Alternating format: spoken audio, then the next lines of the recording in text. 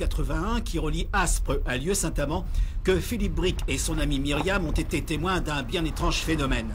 Il est 23 h. Dans cet endroit particulièrement désert, Philippe Brick est soudainement intrigué par des points très lumineux rouges et blancs légèrement au-dessus d'une ligne d'arbres près de cette église.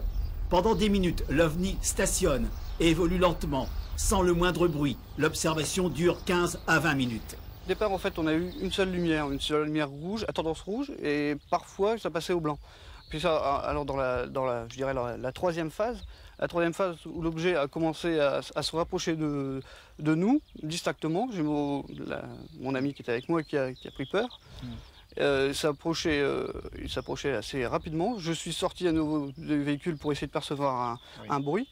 Et puis, quand il est arrivé, il a décrit une courbe juste au-dessus de nous. Il est reparti? Il est venu juste au-dessus de nous comme ça. Ouais. Et c'est à ce moment-là, juste à la verticale de la voiture, on a aperçu les fameux trois phares blancs disposés en triangle, qui a pris la direction d'un pylône électrique que je distinguais bien grâce à la lune. Ouais. Et à ce moment-là, dès qu'il était arrivé à la hauteur de ma voiture, il est parti à une vitesse, je l'ai perdu à l'horizon en 2-3 minutes, alors que je l'avais observé pendant plus de 10 minutes. Votre amie a eu peur quand même, hein? Oui, je veux dire qu'elle voulait qu'on s'en aille, mais j'étais trop intrigué pour partir. Philippe Brick a même fait des appels de phare, en vain. Hier soir, ils sont revenus, tous les deux, pendant 1 heure, dans l'espoir de quelque chose, mais rien.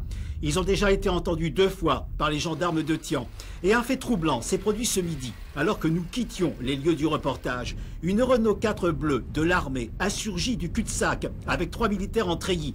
Difficile de croire à un simple hasard quand on sait qu'on se trouve à quelques kilomètres de la base aérienne militaire de Cambrai.